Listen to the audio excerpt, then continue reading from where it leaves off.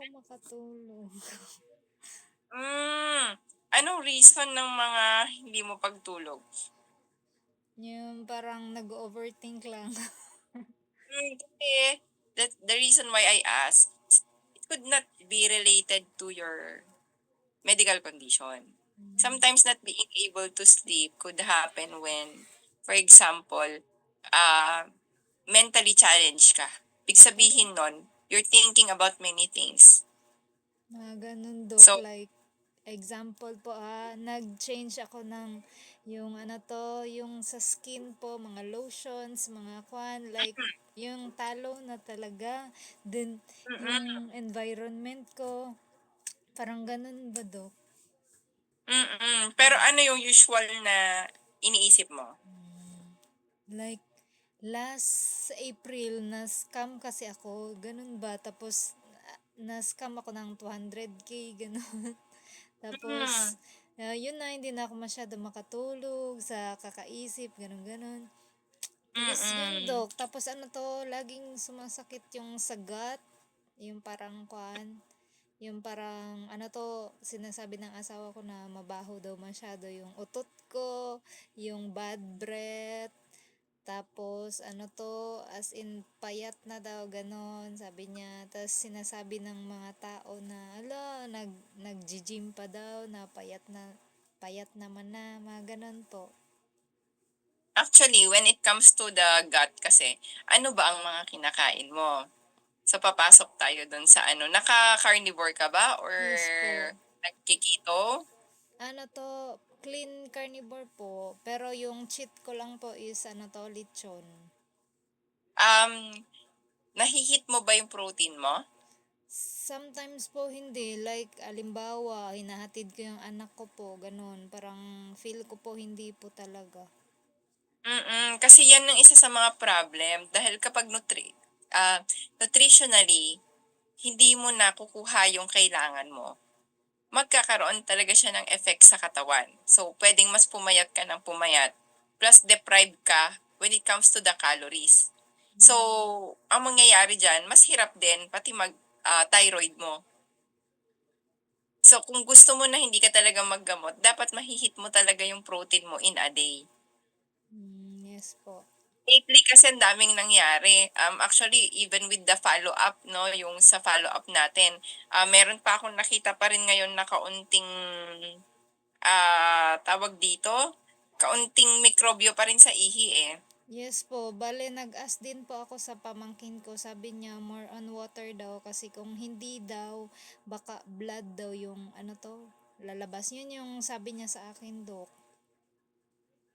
Anong blood na lalabas? Wala Ay, naman, hindi naman siya related sa water, pero mas related pa rin ito sa stress mo. pero Mas sumasakit yung related dito ko, Dok, oh. Dito banda. kaya nga sabi ko nga sa'yo, lahat ng nararamdaman mo kasi ngayon related siya sa stress mo. I know na nagpa-consult ka ngayon to, parang to correlate kung merong kunwaring maitutulong sa'yo yung food Yes po. 'pag nag-carnivore ka. May maitutulong siya, kaunti. Very small fraction, pero tatandaan mo kasi, apat na aspeto ang kalusugan ng isang tao. 'Pag kumakain ka ng tama at kumakain ka ng sapat, isu-sustain ka niyan, aalalayan ka niyan. Pero the other side is something that you need to confront na kailangan mong ayusin, hindi lang yung pagkain. Ibig sabihin nun, kailangan mong ayusin yung mindset and how you manage the stress. Yung pain kasi na nararamdaman mo, yung mga muscle na pagtigas, Yes po. yung Mm, yung Ma spasm, stress related yan. Pag tumataas ang cortisol ng isang tao, tumataas yung stress hormone niya. Opo. Tumataas din yung epinephrine na tinatawag. Yun kasi yung fight or flight. Ibig sabihin, pag kunwari nakakita ka ng ahas, natitrigger yon. Pero Mm, in a normal basis, natitrigger siya kahit ng mga ano natin, anxieties natin, ng mga iniisip natin. Hindi man gano'n kadami yung nilalabas ng katawan in comparison 'pag nakakita ka ng ahas or nasunugan ka ng bahay, nakakita ka ng tiger or whatever. Pero pulsative kasi siya, pulsatile kasi siya na lumalabas. So, nag-a-accumulate siya sa katawan and it can cause paninigas ng mga muscle. Yes po, ganun po everyday. Yes. Pero So, gumagamit naman na po ako ng electrolyte yung sa Element po. kahit Elementi. na, Okay po. hindi siya related sa electrolytes. Okay po. Hindi siya related sa carnivore. Hindi din siya related sa food. Ibig sabihin, kahit bombahin mo yung sarili mo ng electrolyte, yung may effect mismo dyan, yung chemical na nilalabas mo pag ikaw ay nai-stress. Sobra Dok, parang feel ko nga talaga, stress talaga. Sa Kasi, environment, sa tao, mga mm ganun. Kasi minsan iniisip natin, pag nanigas yung muscle natin, electrolytes agad. Hindi. Ang katawan natin, complex yan. Marami tayong chemical na nilalabas na nakakaapekto sa galaw ng ating katawan at sa kabuuan ng katawan natin. Actually, ang pain in general, signal yan ng katawan natin na may iba pa rin kailangan pagtuunan ng pansin o may ibang bagay pa na kailangan mong ayusin. So meaning, kahit bumomba ka ng carnivore, ang carnivore is anti-inflammatory. Yes po. Kahit bumomba ka ng electrolytes, hindi naman electrolytes yung reason ba't naninigas yung muscle mo. Ang reason kung ba't naninigas yung muscle mo, yung stress hormone mismo, chemical na nilalabas ng katawan mo, tinatarget niya yung muscle, tumitigas kasi pinapamaga niya yun. So, ang tendency, yung mga tao na ganyan, for example, pag na-stress, kami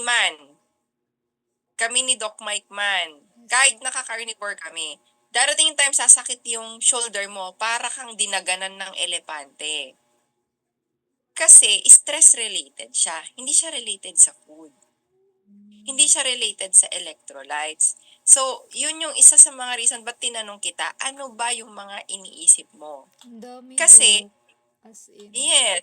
And hindi natin siya makokorek. Hindi ko siya makokorek. Bakit? Because the only person who could actually deal with it is you. So, paano mo kaya siya pwedeng gawin? Ano yung pwede kong itulong sa'yo para magawan mo siya ng paraan? Ilista mo lahat ng problema mo.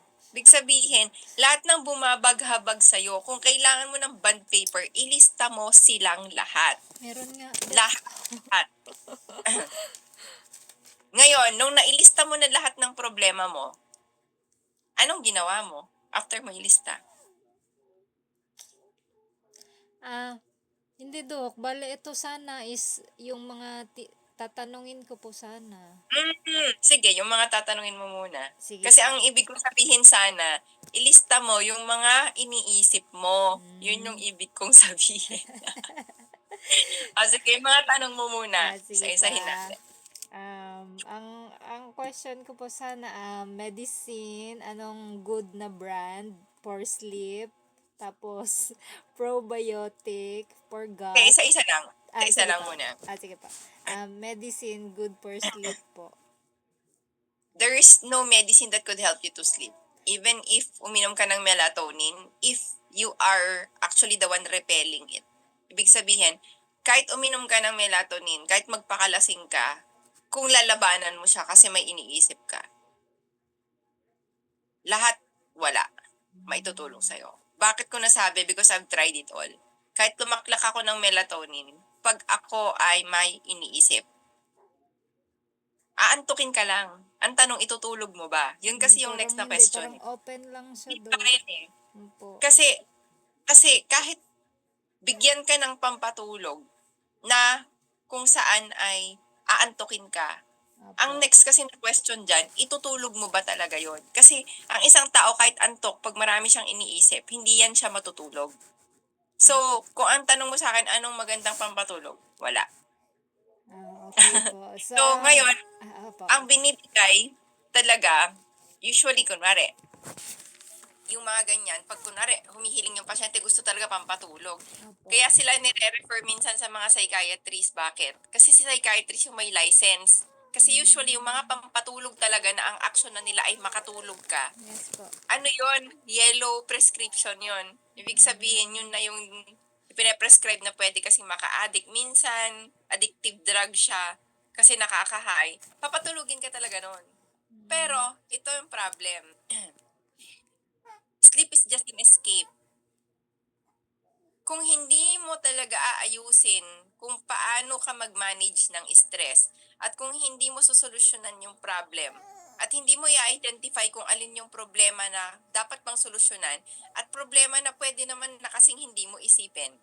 Paggising mo, may problema ka pa rin. Yung isa talaga, Dok, no, yung number one is spiritually. Ha? Yung faith. Mm.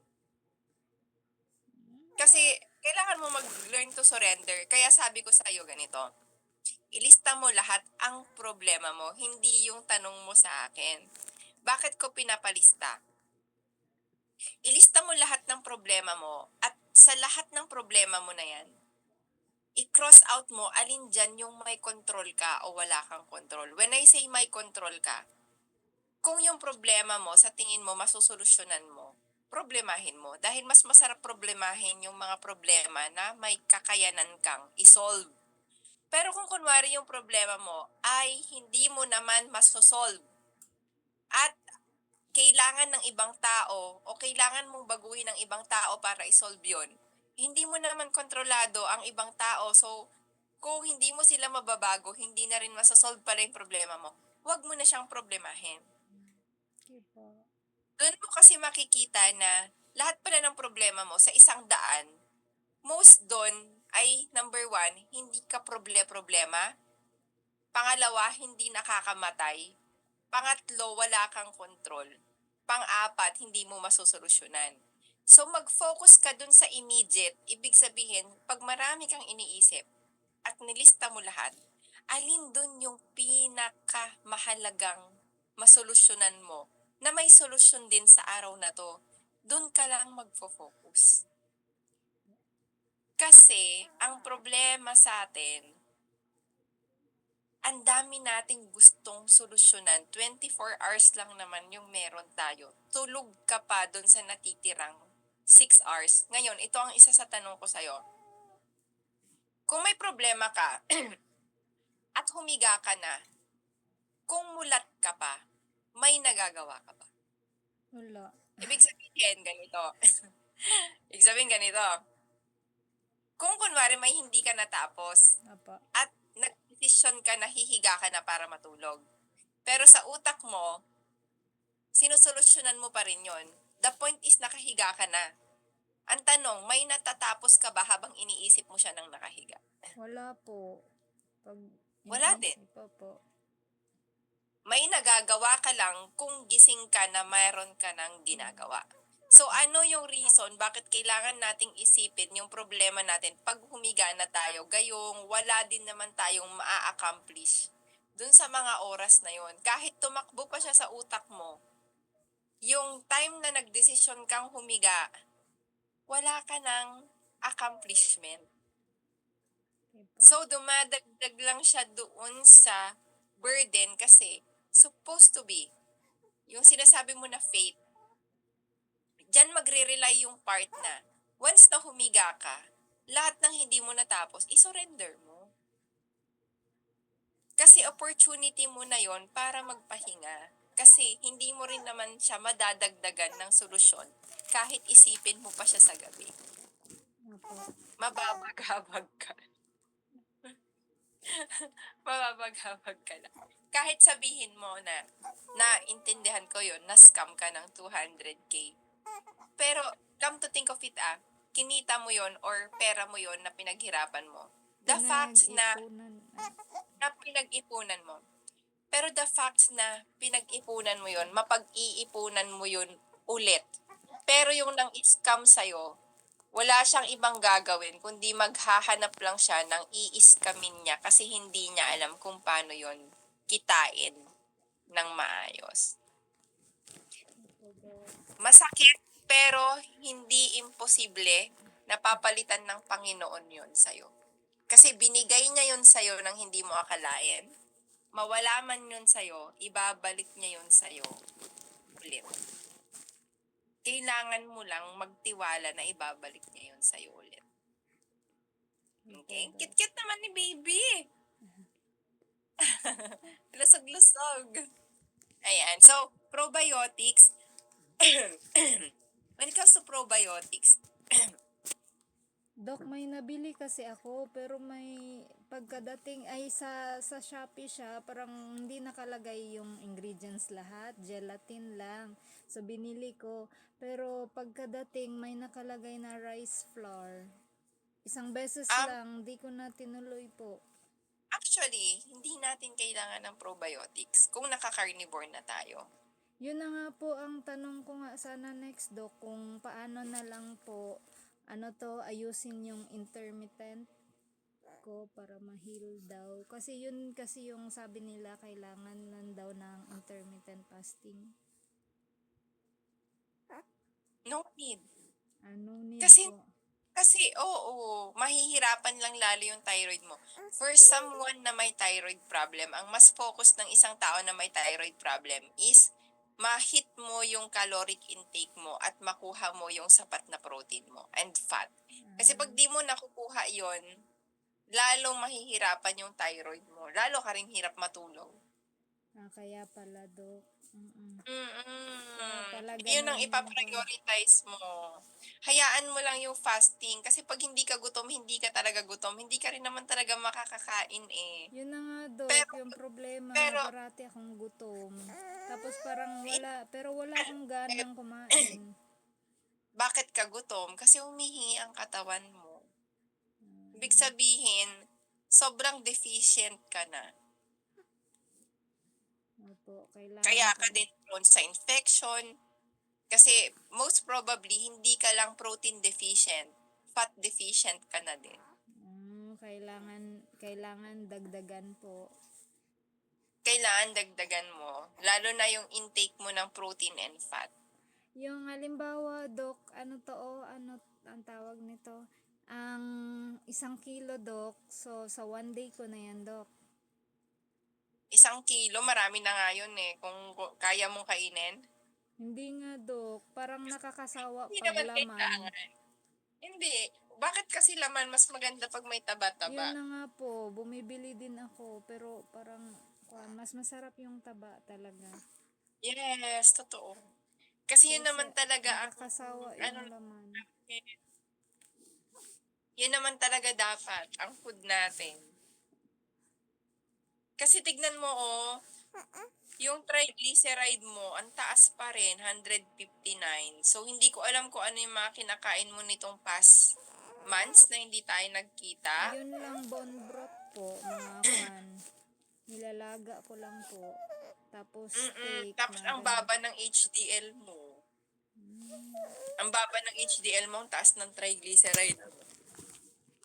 Ito yung mga concern na nakita ko kanina. Yes po.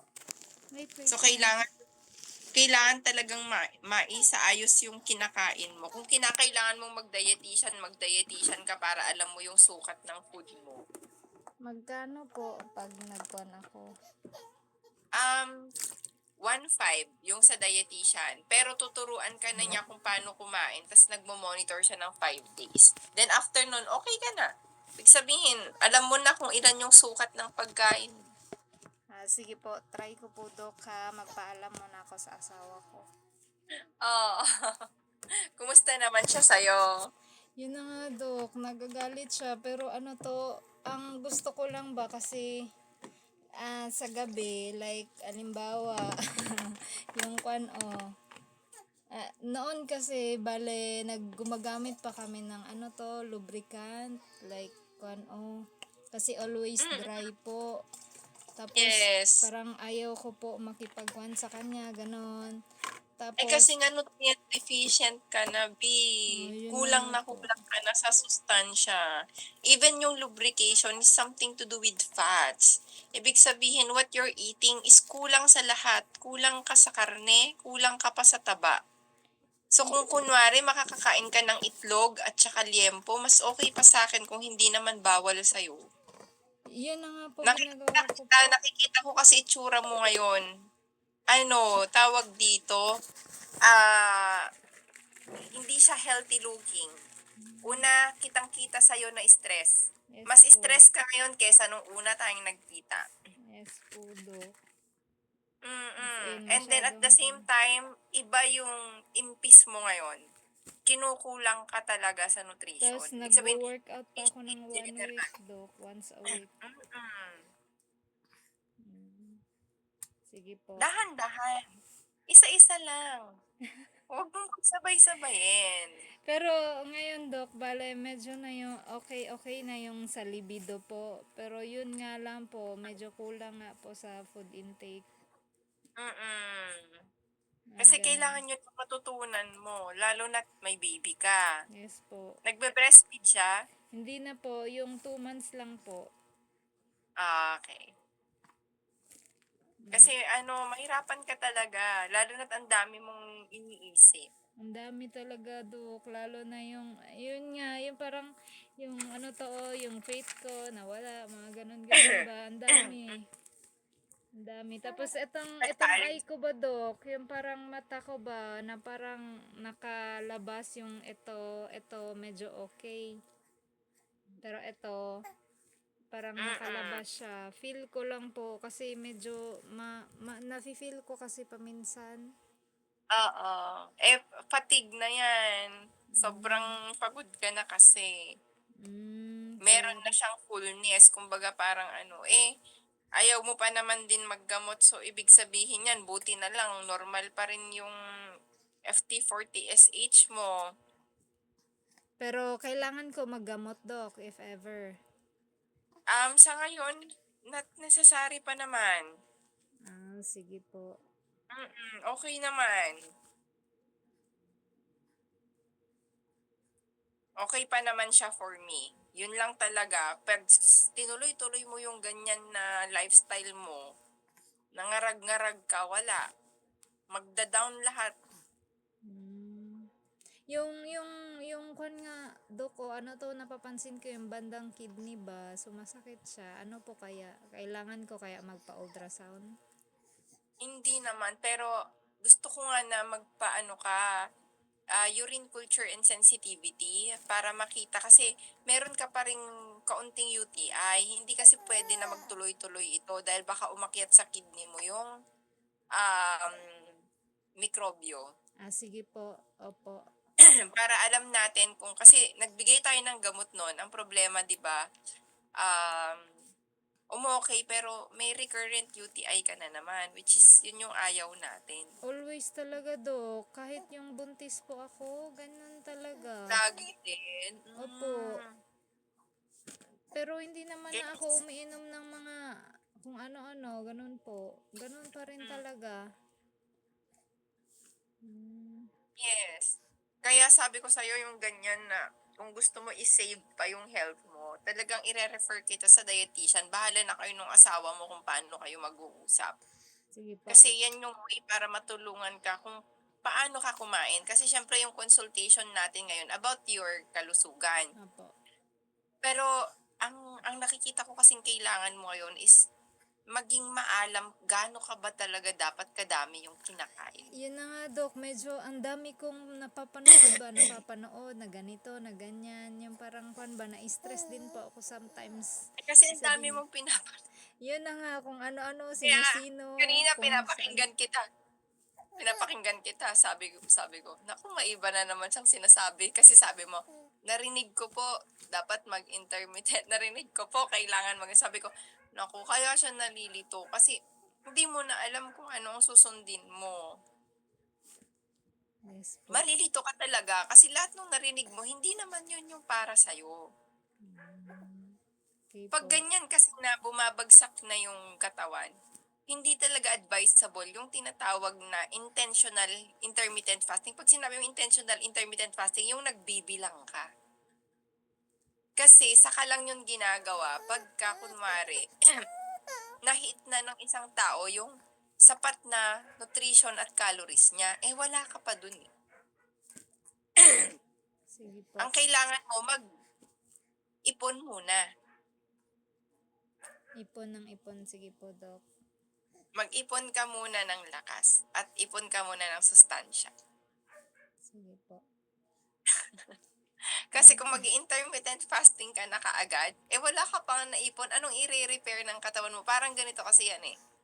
Ang intermittent fasting, lalo na kung ang goal mo is repair, Opo. kailangan may materyales ka. Kailangan meron ka ding mga gagamitin para mag-repair. Ang tanong, anong gagamitin mo? Wala ka pa nga nun naipon. Sige po. Nalilito na talaga ako, Dok. As Oo, in. marami ka kasing sinusundan. Eh wala rin, kahit magpa-check up ka for example sa amin, kung Opo. marami ka pang ibang susundin, malilito ka talaga. Kasi yung advice namin sa'yo, yun na yung nakikita namin na good for you for now. Yes Pero po. if, for example, magpipick up ka ng iba't iba, Yes po. ang mangyayari dyan, malilito ka talaga. You have to trust the process. Na sa ngayon, ito muna yung kailangan mo. Kasi nagbi-build ka pa eh. You're building eh. Yes po. So, hindi ako personally, hindi pa-advisable sa'yo na mag-intermittent fasting ka, like i-push mo ng 16 hours. Ang kailangan ko sa'yo ngayon is, kahit paggising mo, after 30 minutes nagutom ka, you eat. And then you eat again. Basta for as long as kung talagang carnivore yung gusto mong kainin, it's okay. Pero kailangan makuha mo yung proper proportion ng fat at nung karne para in a day makuha mo lahat yung makuha mo lahat yung sustansya at yung enerhiya na kailangan ng katawan mo. And you will see, kahit 2 weeks pa lang yan or 3 weeks, ang dami at ang laki ng magbabago. Even with the way you think. Yes po. Kasi kaya ka down na down. Kasi you are deficient. Wala kang sustansya. Wala kang energy. Yes po, And ganun that po. will make you more sad.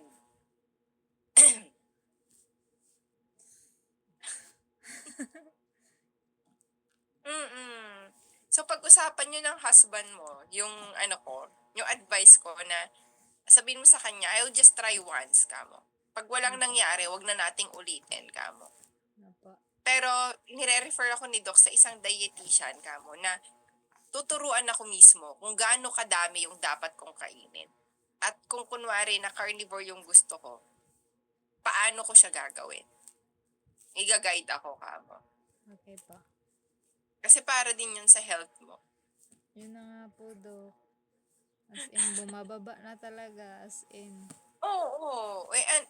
Pag nagkasakit ka, hindi lang 200,000 ang daig mo pang ma-scam. Kaya nga.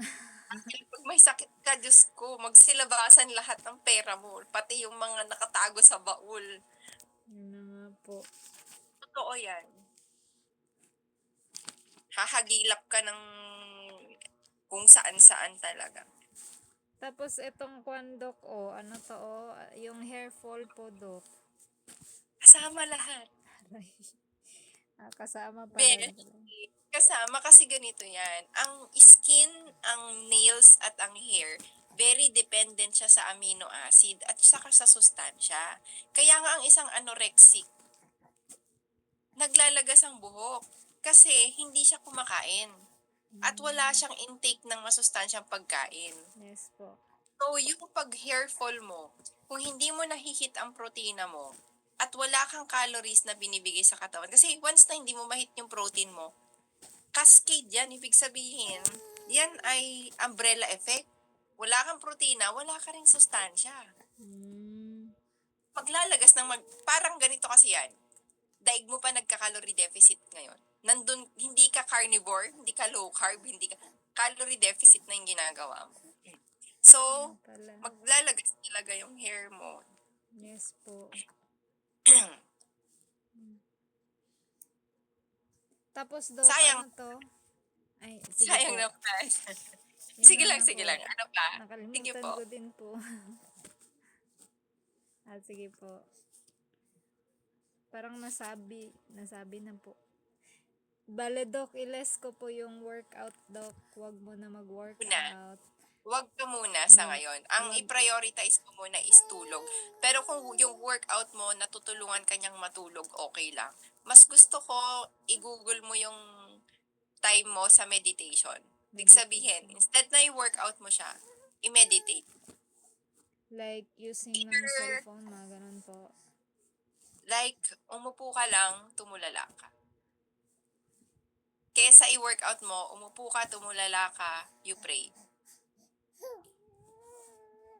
Sige po, Doc. Yun yung time na i-google mo sa divine intervention. At the same time, ilista mo lahat. Even the pain that you're going through. Even all the things that you wanted to shout, ilista mo. Makakatulong kasi yun. Okay? Okay po, O, Doc. sige pa, yung mga listahan mo dyan. Ano to? Yung mga listahan mo, sabihin mo sa akin. Ang dami kasi talaga, Doc. Pero parang nasabi na kasi. Ay, kuwan na ba? Nasabi na yung mga kuwan. Daanan. Opo. Mga kuwan na lang po. Yung mga kuwan na lang talaga, medyo advice na lang siguro. Like sa food nga po. Mga ganun. Pero nasabi Yes. naman po. Yes, kasi sa ngayon, hindi, sa tingin ko, magiging kulang ako sa pag-a-advise sa'yo kung paano kakakain. Kasi ang kailangan mo ay isang taong tututok. Kasi tuliro ka eh. Ang nakikita ko sa'yo ngayon, tuliro ka pa. Yes po. Mahihirapan ka kung magdi-DIY ka. Ibig sabihin, mahihirapan ka kung kunwari ituturo ko lang sa'yo kung paano kumain at ikaw lang ang mag-a-adjust on your own. Kasi ang dami mo nang, imagine mo, ang dami mo nang iniisip. Gusto mo pa idagdag yun sa iniisip mo. Yun So, naman ang po. reason kung bakit kita inire-refer sa dietitian kasi gusto ko na meron kang katuwang na Opo. magsasabi sa'yo na ito yung dapat, ganito mo siya gawin, kulang ka, sobra ka, ganun. Sige po. Kasi ang kailangan sa ngayon para sa'yo is structured. When you say structured, hindi siya pwedeng advice lang na damihan mo to. Kasi ang mangyayari sa'yo, ano ang madami? Yes Paanong po. Parang madami? ganun. Pag sinabi kong taasan mo yung fats, isipin mo na naman, paanong taasan? Gaano kadaming taas? Kasi Diba? yun na Which nga po, yun ang Dok, like yung advice. sa butter. Sabi ko, paano ba tong butter? Ubusin lahat? Parang hindi ako sure kung Oo, uubusin yun ko nga. or Kaya nga konti ang lang ba? mag-work Kasi sa'yo, sabi yes, slice lang kaya, daw. Mga ganun. kaya yun yung nakikita ko na mag-work sa'yo. Something that is structured. Sige May po. sinusundan. Okay po. Kasi medyo lutang pa talaga ako, Dok. Tapos yun na nga, ano to, parang nakukuhan din ako sa environment. Ganun ba? Naula, ang payat mo na. Ganun. Yung parang, Oo. parang hindi na daw healthy. Tapos yung mga skin ko, as in, nag-dark talaga, Dok. Ano to, At tanungin saka ko nga ano din na, po, Dok. magdadry yan na. Yun, Napabayaan mo sarili mo, darling. yun na nga po, as in, parang dry talaga, Dok. Kaya binalik ko yung dating kwan ko ba, 1 week na po. Saka ano, tawag dito, medyo hindi ka naka-cope up kasi ganito yan. Siyempre, nag-deal ka with postpartum. Opo. Nag-deal ka with postpartum, tapos bigla kang binagsakan pa ng langit at lupa. So, parang Parang magre-recover ka double, pa lang sa opo. postpartum. Parang double jeopardy talaga siya. Opo. Yun nga yung iniisip ko na lang din po, Dok. Kasi baka Tapos, bagong di ba, panganak. bukod pa dyan, yung postpartum period mo mismo, ano, even during the time ng breastfeeding, nutritionally, deficient ka na nun kasi mag-aagawan kayo ni baby. Paggawa mo ng milk, pagbigay mo sa kanya, yung breastfeeding process mismo, maglalagas na nga yung buhok mo sa lagay na yun eh. After mo ng postpartum, hindi ka pa nakabawi. Big sabihin, tuloy-tuloy na kulang yung sustansya mo. So, ano yung advice ko sa'yo? Hindi mo din kasi maibibigay ang sarili mo sa ibang tao or yung service na kailangan nila bilang asawa. May hinahanap din yung asawa mo kahit kakapanganak mo lang. Yung anak mo may pangangailangan din sa'yo bilang nanay kanila. Ilang taon ka pa lang, 30 years old ka pa lang, bata-bata mo pa. Isipin mo lahat yon, kinakaya mo. So, ibig sabihin, you're such a very resilient person. Pero wag naman to a point na you will have to sacrifice your own health. Kasi, you're still young. Sige po. And you can, ano naman pwede mong bawiin yon. Pwede mong bawiin, pero you have to really focus muna on nutrition. Nothing else. Huwag mo isipin yung fasting. Makinig ka sa akin. Huwag mo munang isipin yung fasting. Huwag mo munang isipin yung workout. What you're going through is already stressful enough. Huwag ka na magdagdag muna ng physical stress. Darating ka dyan. ang focus natin sa 3 months ay 3 buwan na Food iip. lang. Apo. Okay po. Ha? Okay Gusto ko po. yun lang. Sabi ni Doc, wag akong mag-fasting. Sinabi nila, Doc, wag akong mag-exercise muna. So may panghahawakan ka. So wag muna. Pero Dok, So, what if yung mga light lang po, sa bahay lang pag yung parang medyo masakit lang yung kano, okay lang po. yes, no problem. If yung exercise mo is becoming an enjoyable experience para sa'yo, at kapag yung exercise mo is nakaka-distress, nakakatanggal ng stress, Yes po. walang problema.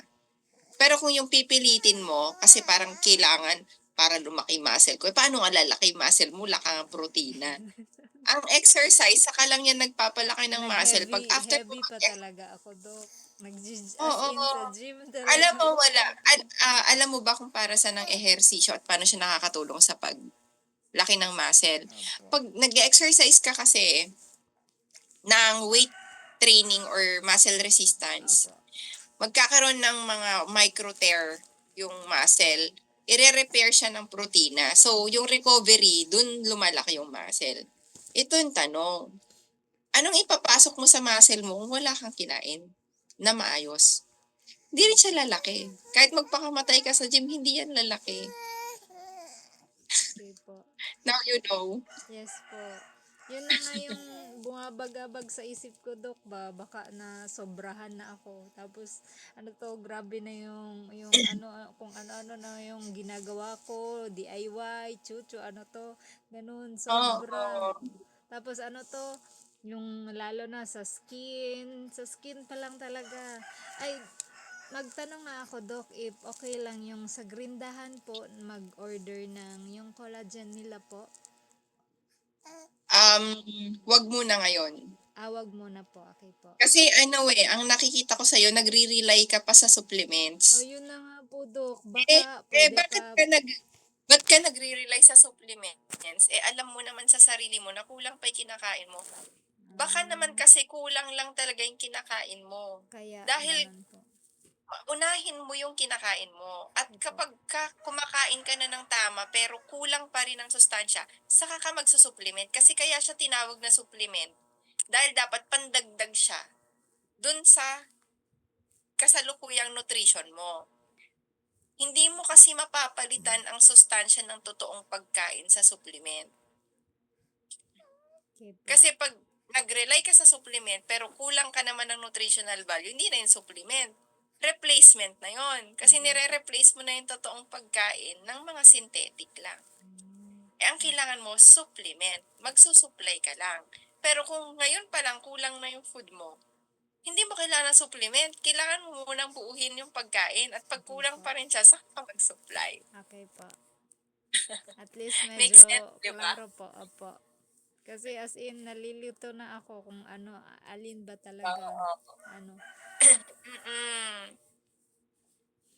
Hindi Okay. pa kailangan. Ayusin mo muna yung food intake mo. Hello! 5 months pa lang siya, di ba? Opo. 5 months pa lang. O, see? Tiyan mo yung anak mo, walang problema kasi wala siyang iniisip. Sana all. Kaya minsan, masarap maging childish tsaka bata lang. Walang Yun na iniisip. nga po.